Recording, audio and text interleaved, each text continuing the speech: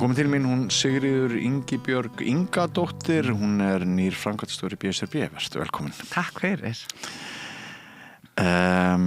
Kjaramálin eru náttúrulega töluvert í deiglunni núna. Margir hafa áhyggjur af því að forsendur kjarasamninga bresti. Við ætlum að ræða málin kannski vítt og breytt, en fyrst ætla ég að biðja þig að bara svona að upplýsa mig það hvaða hópar eru stærstir í BSRB. Sko, BSRB stærstu heildarsamtök opinberra starfsmanna og þetta eru 25.000 manns í 19 stéttarfélögum og það eru til dæmis mjög mikið af starfsfólki sveitarfélagana, bæði sko sem að starfar stuðningsfulltrúar inn í skólum, leikskólastarfsmenn, minna í Reykjavík en mjög mikið í öðrum sveitarfélögum. Það eru lögreglur, tollverðir, sjúkraliðar, flugumferðarstjórar, það er svona breiður hópur, og svo mikið af ríkistarfsmönnum, eins og ég sagði tollverðir, löggur, fangaverðir, sjúkraliðar. Við erum eitt af stærstu stéttarfélögunum inn á Landspítala, mjög mikið af fólki í Sameiki og sjúkraliðafélaginu sem að starfa þar. Þannig að þetta er svona íþróttamannvirki í sveitarfélögunum, sundlaugar, þetta er BSRB fólk og við álitum svo á, þetta er ómissandi fólk sem heldur samfélaginu gangandi. Og þarna inni eru líka gömul, sko, eins og Ísavía, við semjum við, eða félögin okkar semja við þau, þetta eru opinberu hlutafélögin, þar eru líka samningar að þetta er langmest fólk sem vinnur hjá sveitarfélögunum og ríkinu í störf og líka inn á hjúkrunarheimilum. Þetta eru svona þessi störf sem að gera okkur hinum kleift að lifa þægilegu lífi. Og í rauninni, eins og mér heyrist þú vera að lýsa þessu skalinn allt frá fólki á gólfinu með skóflu í höndum og upp í mjög mikla ábyrgð. Já, ég meina það er sko, og ég meina flesta þessum störfum eru ábyrgðastörf, þú veist, þetta er þú veist, hvað er klórstíið í sundlauginni, það geta gerst hættulegi hluti þar, þegar þú ert að sinna litlum börnum, annarkvort í skóla eða leikskóla. Ég meina, þetta eru mikil ábyrgðastörf og við sem samfélag kæmumst eiginlega ekki af meira. Nei. Og þú hefur brunnið svolítið fyrir þessum málaflokki, það ekki? Það maður skoða svona þingferilinn og feril innan ráðuneyta, núna búin að vera þarna nokkurt skeið, þá jöfnuður þér ávallt hugstæður, ekki satt? Jú, og mér langar bara að segja, sko, það var þannig að ég var í pólitík einu sinni, nú ég í verkalýðspólitík, en ég byrjaði ung stúlk í kvennalistanum, svo flysti til Svíþjóðar og er feministi og var feministi og þá kynnist ég sænsku samfélagi áður en að svona hægri öflin náði að rífa það niður. Þetta er undir lok 20. aldar og ég heillaðist af þessu samfélagi, jöfnuðar og lýðræðis og varð jafnaðarmaður í Svíþjóð. Ég hef stundum sagt það í gríni að það var Karl Remban Göran Persson sem þá var forsætisráðherra Svía sósíaldemókrati sem gerði mig að krata.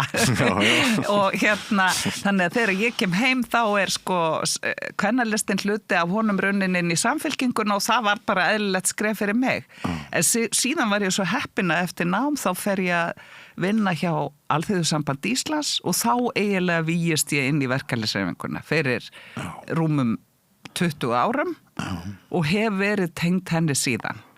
Og náttúrulega að því það er kannski margir sem hafa ekki starfað innan hreyfingar en að gera sér ekki grein fyrir hvað hún er stór og sterk og hvað hún getur haft mikil áhrif og hefur mótandi áhrif á ýmis þau málefni sem skipta bara kjör launafólks rosalega miklu máli. Myndirðu skilgreina þess að vinstri mannesku? Já, það myndi ég hygglust gera. Já. Og það sem er gott og hressandi er að þú gerir það óhrætt því að manni fundist eins og það sé orðið hálfgert tabu að vera til vinstri hérna. Er þetta ekki sammála því að heimurinn og Ísland þar á meðal hefur færst til hægri? Jú, maður finnur náttúrulega sko mjög einkennilega hægri sveiflu og svona þú veist, eitthvað skonar þjóðernis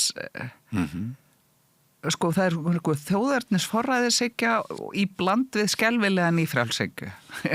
og þannig að... Og hún ekki dauð að þínum að leifar nýfrjálshyggjunar. Nei, hún bara því miður ekki dauð. Sko. Við heldum einhvern veginn í kringum efnahagsrunnið sem að náttúrulega hafði áhrif á allan heim vestranna heim, að það myndi nú svona heldur betur grafa undan henni, en ég meina við sáum bara í síðustu viku viðskiptaráð telja að við ættum að engavæða heilsugæsluna því það væri miklu betra.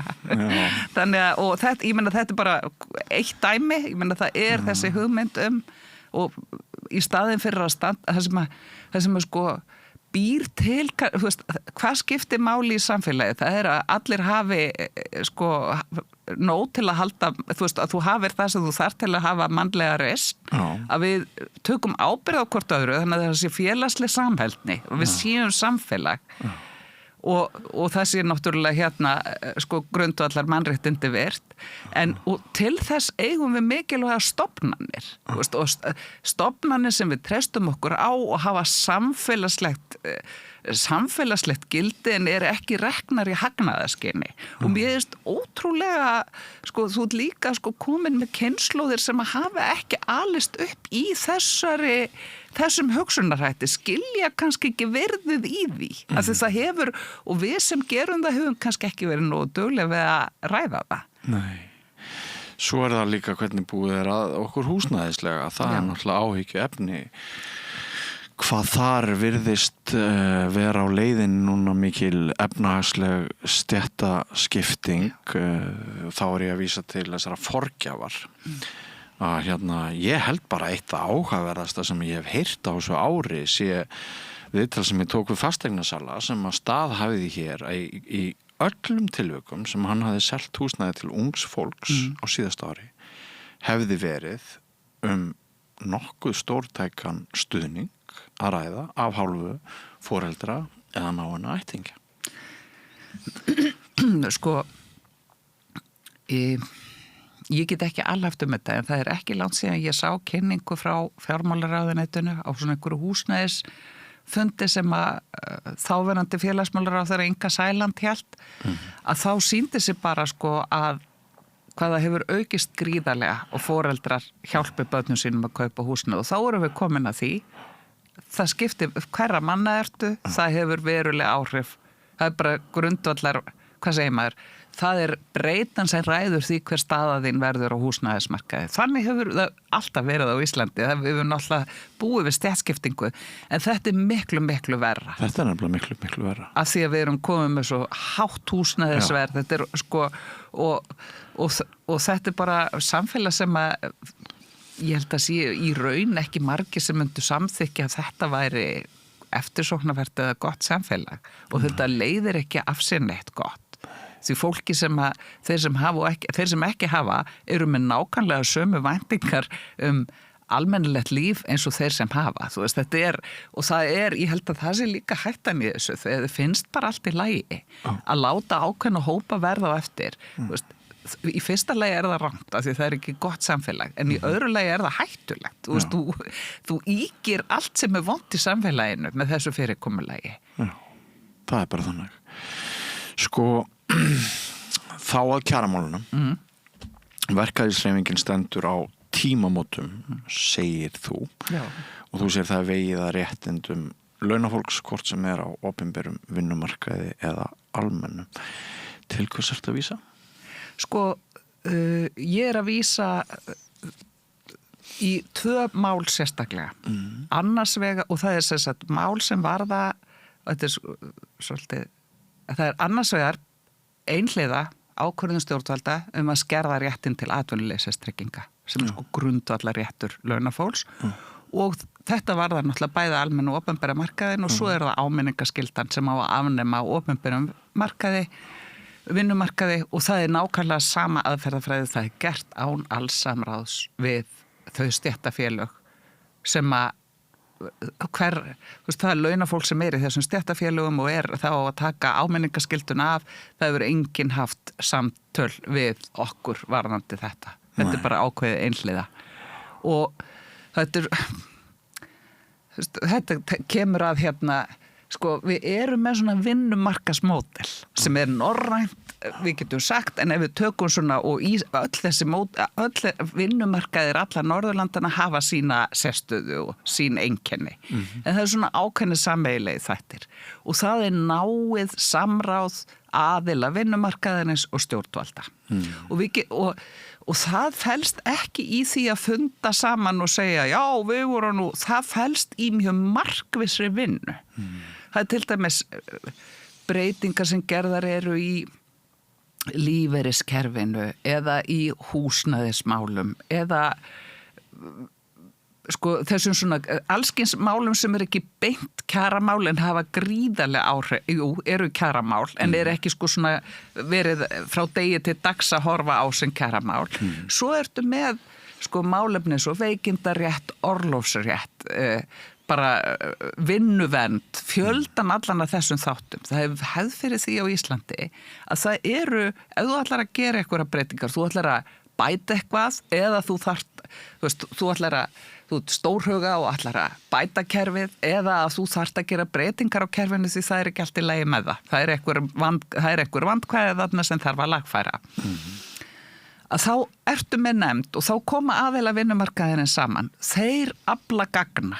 Þú ferð onni, þetta eru, það endar og fólk segir, það er alltaf nefndir, en það hefur verið að búa til skýrslur. Fólk að koma með atvinnurekendur segja, þetta er vont fyrir okkur af því þetta hefur svona áhrif. Launafólk segir, já, en það verður að passa upp á þetta. Svo er einhver málamiðlun og svo eru breytingar gerðar á þeim grunni. Það er kannski, oft hefur það verið þannig að aðilar hafa verið stoltir og ánæðir saman en svo stundum það er bara ok, það eru engin sérstaklega hamingjusamur en þetta var, við náðum að gera það sem þurfti að gera og við getum öll sætt okkur við það og þetta höfum við gert í gegnum tíðina. Við höfum líka á síðari árum verið viljið til að formbinda þetta enn meira þannig að það er þjóðhagsráð, það sem eiga 10 fulltrúasæti, það eru aðila vinnumarkaðarins og svo fulltrúar forystufólk ríkisstjórnarflokkana, þetta er 10 manna ráð og þar er svona fjallað mál sem varða kjaramál, svona efnahagsmál og slík mál sem að varða þróun á vinnumarkaði. Og svo erum við með kjaratölfræði nefnd sem er líka svona aðila nefnd og þar erum við 2 ári að gefa út skýrslur stöðu efnahagsmála og þróun launa innan kjarasamningstímabils til þess, og þetta var gert þess að aðilar gætu, að því það byrjuðu alltaf allir kjarasamningar og því að deila hver kjaraþróunin hefði verið. Og þetta var gert þess að búa til meira svona, nú skulum við sameiginlega vera sammálum, já, við erum sammálum að þetta hafi verið þróunin. Við höfum það þó í upphafi. Þannig að sko í þessu langa máli mínu Björn er ég að segja að íslensku vinnumarkaður er skipulagður, og samstarfi við stjórnvöld hefur verið skipulagt, það er bara ákveðnar venjur og hefðir, við eigum líka lögbundið sæti í til dæmis atvinnuleysistryggingasjóði og stjórn vinnumálastofnunar og stjórn vinnueftirlits ríkisins og fleiri svona, en þetta er hið norræna vinnumarkasmódel. Það sem fulltrúar launafólks og fulltrúar atvinnurekenda hafa áhrif á þróun mála. Kemur það þér óvart að stytting atvinnubóta tímabilsins komi úr ranni flokks fólksins? Já, það gerir það og ég þetta er svo erfitt að nota svona sterk, en þetta er reiðarslag fyrir verkalýðshreyfinguna. Ég finn að við bara eiginlega trúðum þess ekki og bara dæmi þar að við erum með atvinnuleysistryggingar. Hvað er þetta aftur mikil stytting? Það á að stytta, það var 30 mánuðir eða atvinnuleysistryggingatímabilið, það á að stytta það niður í 18 mánuði, sérst heilt ár. Og það var 3 ár. Og svo hefur það verið lengt í mjög erfiðu árferði og eitthvað svona, en það sem er það hefði verið nefnt að störfum og þar var búið að vera vesenast og gera og það er svona, og svo var komið niðurstaða og það voru sammála að það væri hægt að stytta þetta niður í 24 mánuði en þá þurfti að koma á móti mjög massívar vinnumarkaðsaðgerðir. Þetta frumvarp var ekki notað heldur kom bara ráðherra einhliða og þetta ekki hennar tíð þessara ríkisstjórnar sem var verið að vinna í þessu frumvarpi. Svo bara komið með tillögu sem ekki í anda þess sem þó hafi verið unnið í samráði. Þannig að þetta algjört brot á því prinsippi að þú vinnur með hagsmuna aðeilanum að því að finna lausn sem farsæl. Og hverjir eru hagsmuni verkalýðshreyfingarinnar? Hagsmuni verkalýðshreyfingarinnar eru að kjör og afkomu öryggi launafólks sé tryggt. Við erum að vinna almanna hagsmunum. Og að stjórnvöld ætli síðan að horfa framhjá allri þeirri þekking og innsýn sem við höfum er óþolandi.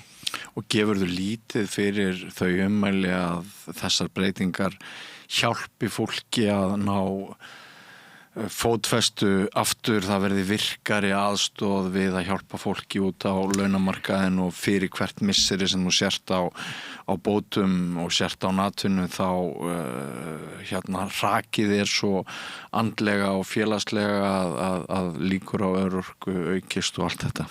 Ég gef mjög lítið fyrir þetta og ég held að vera atvinnulausi mikið áfall, sérstaklega þegar það til lengri tíma. Ég held að það bara, almennt það bara erfitt að verða atvinnulaus og því fylgja miklar áhyggjur og þeim lengra þeim verra.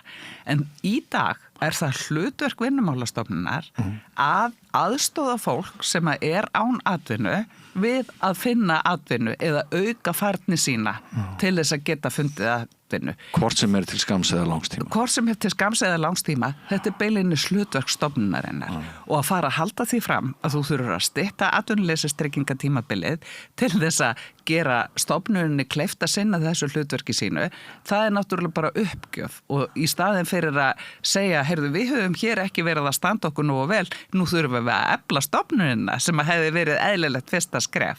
En til þess að segja, atvinnuleysi líka tengt hagsveiflunni og langtíma atvinnuleysi núna aukast, þannig að við höfum áhyggjur og þá lendir í því að annarkvort fólk að detta út af atvinnuleysisbótum, einhverjir eiga rétt hjá sveitarfélögunum að því að það mjög erfitt að fá fjárhagsaðstoð því þú þarft að vera svo verulega illa stattur og aðri lenda bara í fátæktara gildru og það líka í þessu svo hefur verið og það líka verið að stytta ávinnslutíman þannig að núna það þannig að ef þú ert 3 mánuði í íslenskum vinnumarkaði þá færðu rétt til atvinnuleysisbóta ekki fullan, þú fær fjórðungsrétt og hann fullur á ári þegar þú búin að vera ár.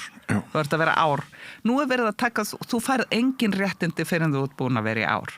Og þetta, og svo talað að útlendingar séu svo mikið atvinnulausir. Eins og útlendingar nenni síður að vinna en Íslendingar. Það líka mikið talað að útlendingar þeir bara fljúi hérna á lágfargjöldum á milli Íslands og þeirra heimalands á bótunum.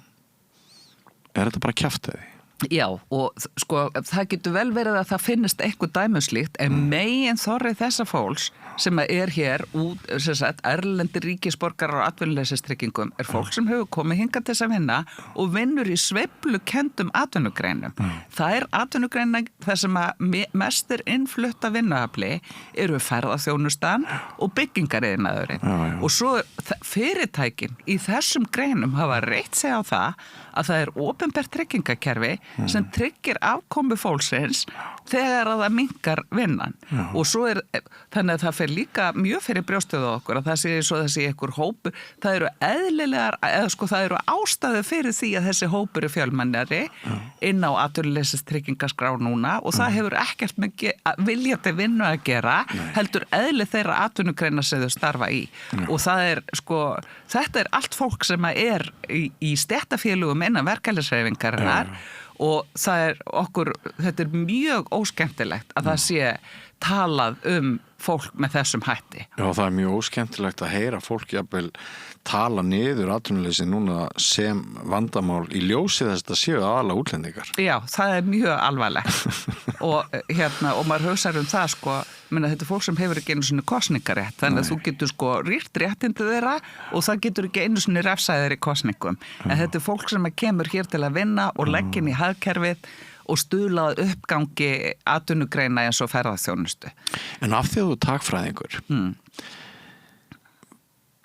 var þetta ekki bara brjálæði hvernig við hömlulaust leifðum ferðaþjónustunni að taka þetta risavaxna skrefa bara bólna út og án inngildingar, án eiginlega nokkurs. Við bara einhvern veginn leifðum þess að gerast og horfðum einblíndum bara á jákvæðu hliðarnar. Já, ég held að það séu svona flestir sammála um það að það er ekki gott að atvinnugrein vaxi svona hratt og það er sko og það hefur fólksfjölgun umfram einhverja, svona mikil fólksfjölgun reynir náttúrulega á innviði en þá eru það sko stjórnvöld sem þurfa að taka ábyrgðina, þú getur ekki sett það á fólki sem að hinga fluttist. Nei, alls ekki. Það er, en þannig að þetta er atvinnuleysis tryggingasjóður er sko 70 ára á þessu ári, hann er niðurstaða og mikill, það er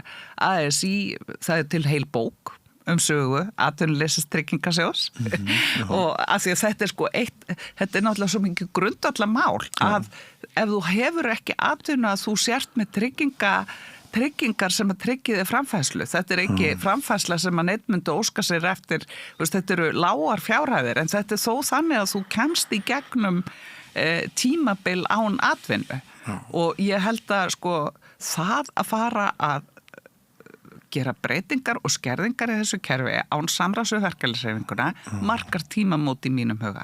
Það sama má segja um áminningaskylduna og það finnst mér sko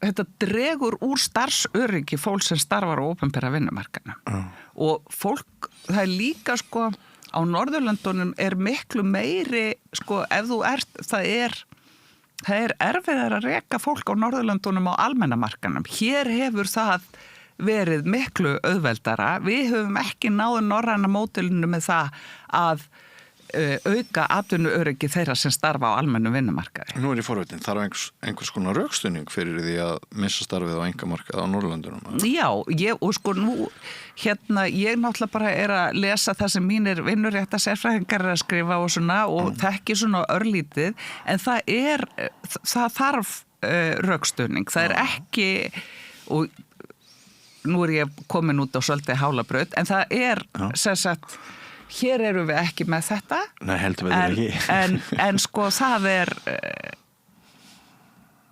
meiri vernd. Já. Þar ytra. Já. Og þess vegna er líka styttra atvinnuleysistímabil þar. En hér er verið að bera það saman í greinargerð með atvinnuleysistryggingafrumvarpinu. Það sé styttri réttur á Norðurlöndunum. En það er bara ekki, þú getur aldrei borið saman bara einn þátt.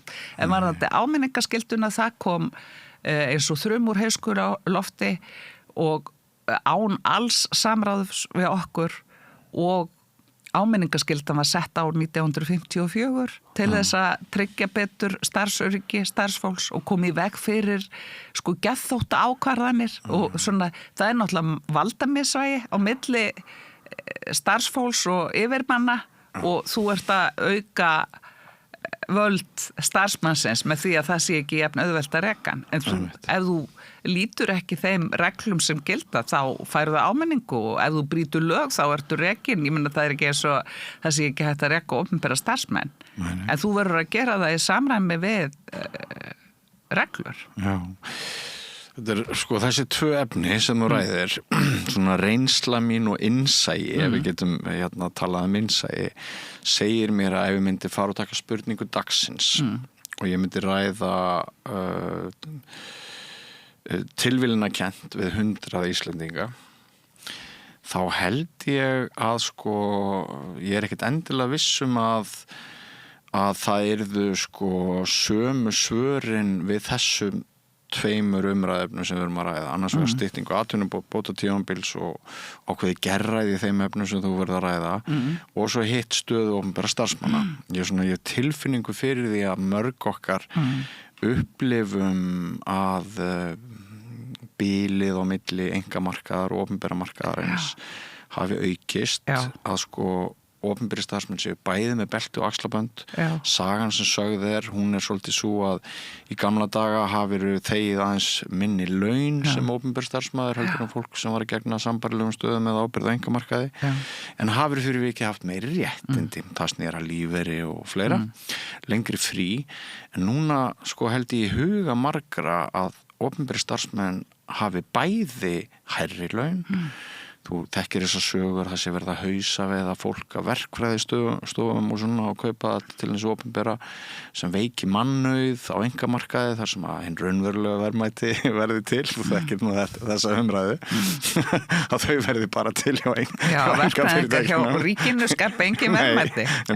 En sko mér finnst það svona forvitnilegt að varpa þess aðeins á borðið að ég geti trúið að væri einhver viðhorfsmunur gagnvart þessum tveimur efnum sem þú hefur verið að ræða og þá það spurningin ætla að sé eitthvað til í því að sko í huga margra að opinberir starfsmenn og við séum að nálgast á punkt og okkur finnst kannski bara allt í lagi að vernd að verði aðeins minni í ljósi þess sem ég að nefna. Sko, það nefnilega því að þetta hefur verið lagt fram í samráðsgátt og svo hafa komið skýringar og það markmiðin með þessari breytingar í óljós. Fyrst var þetta hagræðing af því þetta átti að spara svo mikið. Svo var þetta jafna réttind á milli markaða. Og nú þetta orðið að mannauðsmáli að þetta verði betra ef að fólk vendarlega finnur fyrir minna starfsöryggi. En sko, ég alveg sammála, ég held það voru auðvelt að segja, já, allir þessir opinberu starfsmenn og það hlýtur að það bara fínt að megi reka þetta fólk. Sko, það er svo margt það að segja. Í fyrsta lagi, sko, já, þér getur fundist það, þú hefur ekki sett þig inn í hvað allskinn sko bakhliðar á þessu máli en ef það hægt að sko ákveða að taka svona grundvallarréttindi og skerða þau einhliða, hvaða réttindi verða þá skert næst og hvenær kemur að réttindunum sem að skipta þig rosalegu máli? Já. Ef orlofsrétturinn viltu láta stytta sumarfríið þitt? Viltu láta stytta réttindi þín til veikinda? Það er svo auðvelt þegar það eitthvað svona sem þú hefur óljósar hugmyndur megin þorri starfsfólks hins opinbera eru konur og sem starfa í menntakerfinu og heilbrigðiskerfinu. Helsti vandi heilbrigðiskerfisins gríðarleg mannekla. Þannig að sko, og þegar að talaðir launastig hjá hennu opinbera þá sko enn launastigið hærra á almenna markanum en það auðvitað hjá hennu opinbera mikið að háskólamenntuðum sérfræðingum inn í stofnunum, stjórnsýslustofnunum, allt heilbrigðiskerfið, menntakerfið og það bara með meiri menntun, meiri laun þannig að jafnaði á ákveðnum sviðum innan hins opinbera hærra menntunastig. En það sem sko, það gleymist svolítið í þessari umræðu. Það náttúrulega búið að jafna lífeyrisréttindin með skerðingu á lífeyrisréttindum opinbera starfsmanna og verulegum umbótum á lífeyrisréttindum á almennamarkanum. En sko, opinberi starfsmenn, þeir bera skyldur eins og yfirvinnu skyldu. Og þetta sko hefur reynt verulega á þegar að þú lendir í heimsfaraldri eða náttúruhamförum. Það líka ákveðin svona hlýðni og vamleysi skylda. Og svo þetta þagnarskylda sem svo sem við í fleiri störfum. Það meiri takmörkun á verkfallsrétti og sumar stéttir eru alls ekki með verkfallsrétt eins og fangaverðir, lögreglur, tollverðir, þetta allt fólk sem hjá okkur. Þannig að það sko þarna líka verið að taka dæmi. Nú ætlum við að taka áminningaskyldan sé eini munurinn hvað varðar þú sért með réttindu umfram aðra en ekki skyldur umfram aðra. Þannig að þetta þarf alltaf að skoða í samhengi. Það svo vinsæl mýtan svona andlitslausa bírókratan sem situr og næða blýjanta og það hlýtur að vera besta mega bara rekan. En megnið og opinberum starfsmönnum eru að starfa innan heilbrigðiskerfisins og menntakerfisins og oft í mjög erfiðar aðstæður.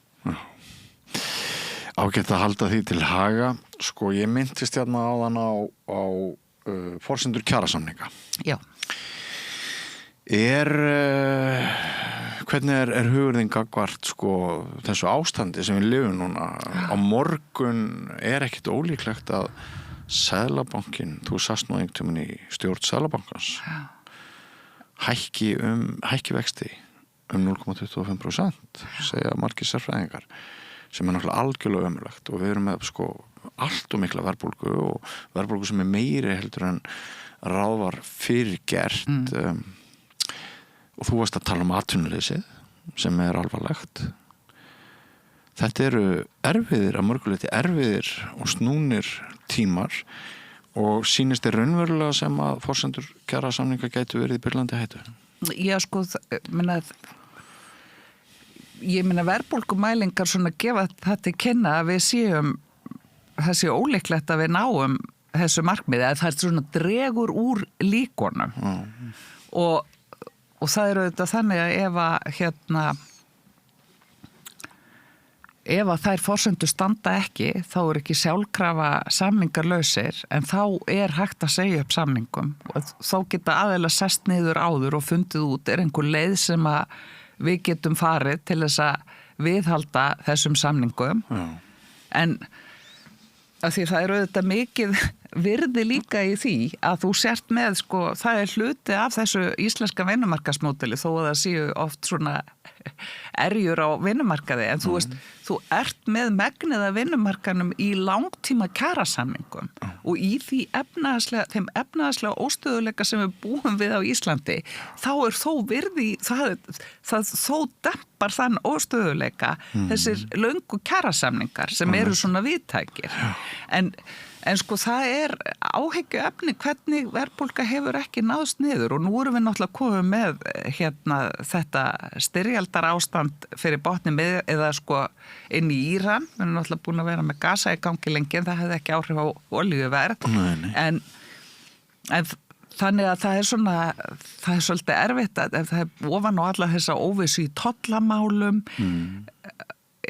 gas, þú veist, við erum með innrásin í Úkraínu sem auðvitað hafði mikil áhrif á orkumarkaði, svo erum við með þessa tollaóvissu, nú eru annað áfall fyrir orkumarkaði, og sko, en ég nú ætla ég að játa að ég hef auðvitað skoðað ég þróun efnahagsmála og svona, og það undirliggjandi verðbólga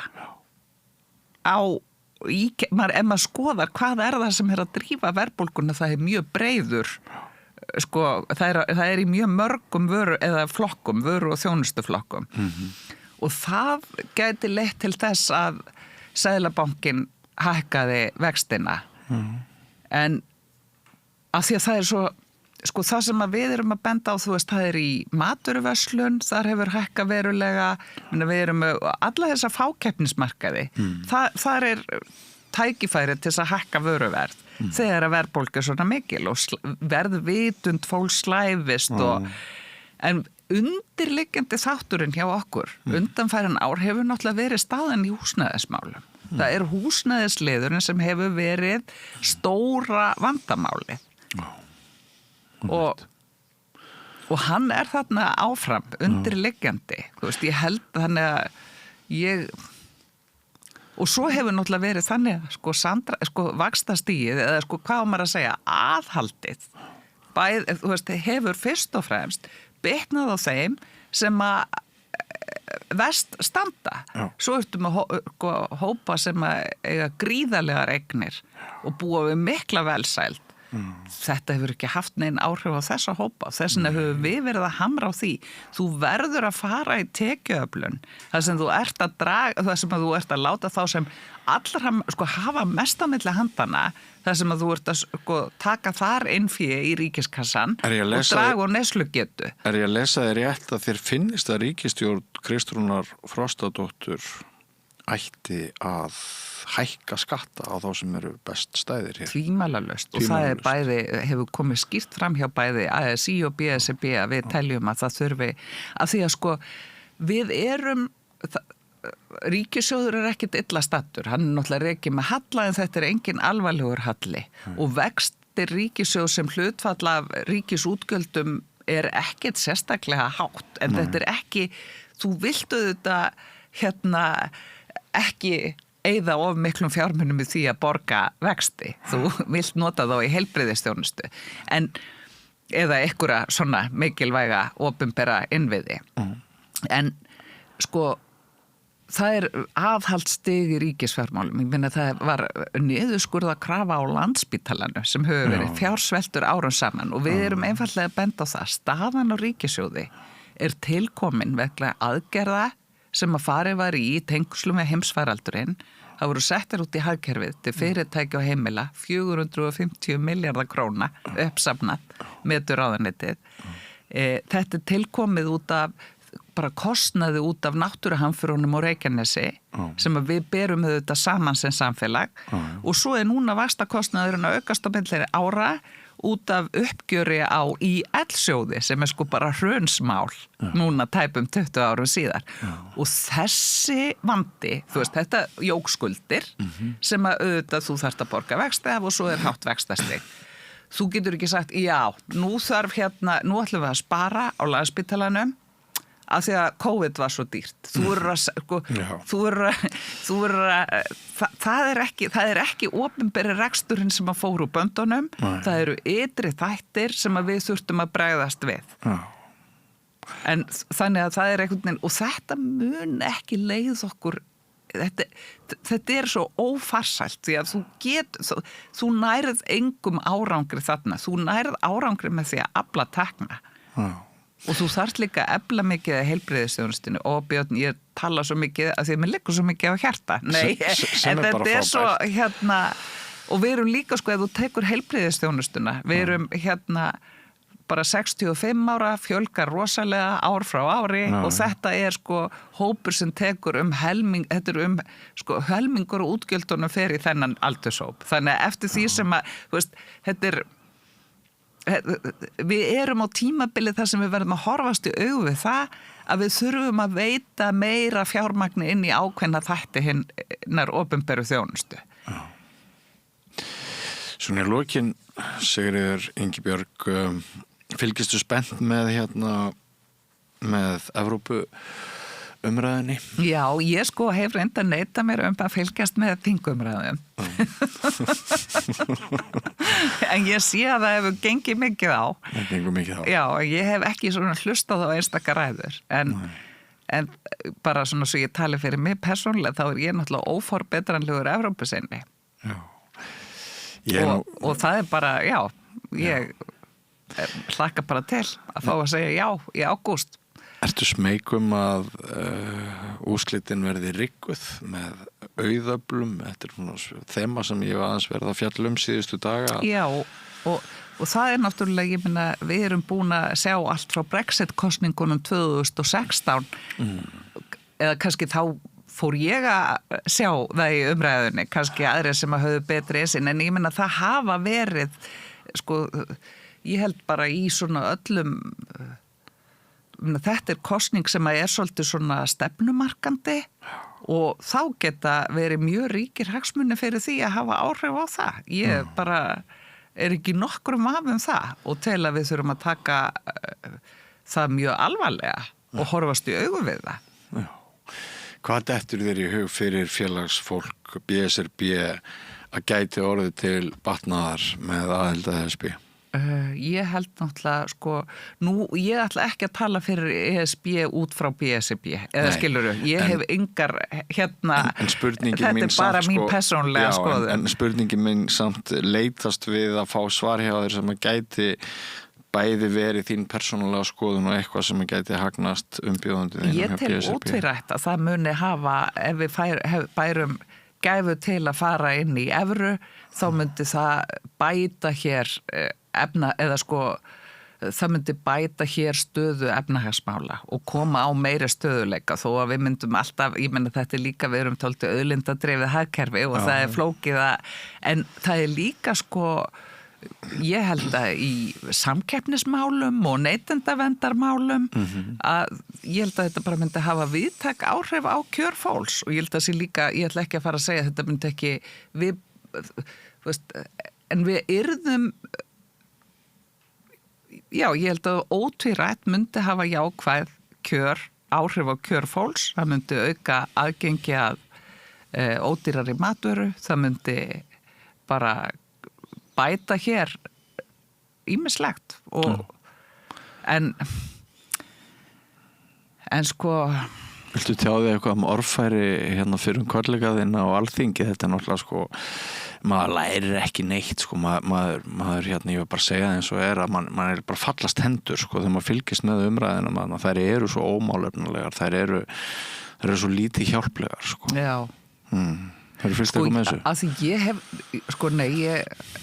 bara hef haldið mig svolítið frá því, sem kannski ekki sniðugt, en ég man eftir þessu bara það svo mikill áróður sko að nú verðum við rænt auðlindum okkar, rænt fullveldi okkar og það segir upp sem bara sjálft að þú ferð aldrei inn í hagsmunabandalag eins og þetta og sem friðarbandalag líka í grunninn til þess að fórna miklum hagsmunum. Þú kemst þú fórnar minni hagsmunum fyrir meiri og auðlindir Íslands eru ekki undir. Þú fórnar ekki yfir á þeim yfir auðlindu þínum. Það bara liggur í sko eðli svona bandalega. Svo finnst mér líka sko þetta fullveldistal verulega tröflandi því að nú það þannig að með veru okkar í EES þá erum við að innleiða hér gríðarlega mikið af tilskipunum og reglum, mjög mikið að því hefur haft jákvæð áhrif á Íslands samfélag, en við höfum valið að vera ekki þeirri stöðu að hafa áhrif á þessar lög eða þessar tilskipanir þegar verið að búa þær til. Nei. Og það myndi ég segja að við værum að efla fullveld okkar með því að fara inn í Evrópusambandi. Já. Þess utan mjög áhugavert að sko heyra þingmenn stjórnarandstöðunar tala eins og við séum núna að sækjum inngöngu. Já. Í ESB. Man skildi ætla að bara það sé ákveðin lýðræðisbót almenningur geti bara ítt og takka hérna já eða nei halda áfram eða taka upp eftir hvernig við hérna lítum á það en sko umræðan sem nú á sér stað hún svolítið, finnst manni umræðan sem ætti að eiga sér stað ef íslenska þjóðin kemst að því að hún vilji kanna máli betur. Já og það sem náttúrulega mjög athyglisvert að það sem ég hef svona heyrt að þessum málflutningi þá eins og sko ef þú segir já nú og viðræðurnar fara á stað þá getur ekki bakkað út úr því og ert í raun komin inn í Evrópusambandi. Hvaða brjálað það? Og þetta náttúrulega lygi. Já, það eru mikla lygar. Það eru mjög ofarlega í umræðinni, margar lygar. Já, af því að ríkisstjórnin gæti sagt, við ætlum að hefja aftur aðild að vera við Evrópusambandið á þess að spyrja þjóðina. En hið pólitísk eftir ég meina, feril málsins þá hefur það verið svona kannski allir flokkadaldi sammálum það, þú veist, sumum finnst æskilegt að halda áfram, öðrum miður æskilegt, ef við skulum leggja það í þjóðaratkvæði. Við skulum bara, það hreinlegast, af því þá erum við bara að gefa fólki, við erum að gefa almenningi tækifæri til þess að segja já, við viljum að það verði haldið áfram. Nú svo mun verði sagt já í haust, þá færum við aðildarviðræður, svo mun liggja fyrir samningur og þá fer hann í þjóðaratkvæði og það hægt að segja nei við honum, það hafa þjóðir gert hingað til og það meira að segja tvisvar, normenn. Þannig að sko það ekki eins og að þetta sé, en þetta auðvitað, ef þú ert ekki með málefnalega sterkt, þetta virðist vera svolítið málefnaþurð, þá þarfst að búa til einhverja svona ótta hjá fólki. Málefnaþurði eða botlaus hagsmunagæsla, ég veit ekki hvað við hvernig maður horfa á þetta. Já, og það væri ágætt að greina betur sko hvaða hagsmunum verið að verja. Já, einmitt. En takk fyrir að deila þessum kannski síðustu 5 eða 10 mínútum bara sem manneskjan og hagfræðingurinn og fyrrum þingmaðurinn Sigríður Inga Ingadóttir. Ég fékk þið til þess að bregðast hérna við ákveðnum atriðum sem eru kannski utan embættisins hjá BSRB. En af því að þetta málmálana og sennilega, nú heyri ég stjórnarandstöðuna að tala að þetta sé stærsta kosning sem hafi farið fram og hérna, ég veit ekki hvort það rétt en það áhugavert að heyra þá segja það og ef þetta svona stórt þá held ég að meir og minna allir dagar hérna fram í ágúst, fólk, hlustendur, áhorfendur og gestir verður bara að þola það að við munum nota tækifæri til þess að ræða við gest og gangandi hér þeirra sjónarmið. Já, maður hugsa stundum byrju skilur þetta fólk ekki hvað felst í EES-samningnum. Við erum nánast hluti af Evrópusambandinu, við erum bara ekki að, sko, við höfum bara ekki réttin til þess að beita okkur með sama hætti. En til hamingju með nýja jobbið sem framkvæmdastjóri BSRB og takk fyrir að ræða hérna það sem við höfum farið yfir. Já, kæra þakkir. Og áfram veginn, kæru hlustendur, áhorfendur, nýr kafli eftir andartak. Ég heiti Kristinn Sigmundsson og styð Samstöðina. Samstöðin óháð sjónvarpsstöð sem fjallar þjóðfélagsmál á vandaðan og yfirvegaðan hátt. Ég skora á ykkur að styðja hana með því að gerast áskrifendur. Samstöðin ómissandi.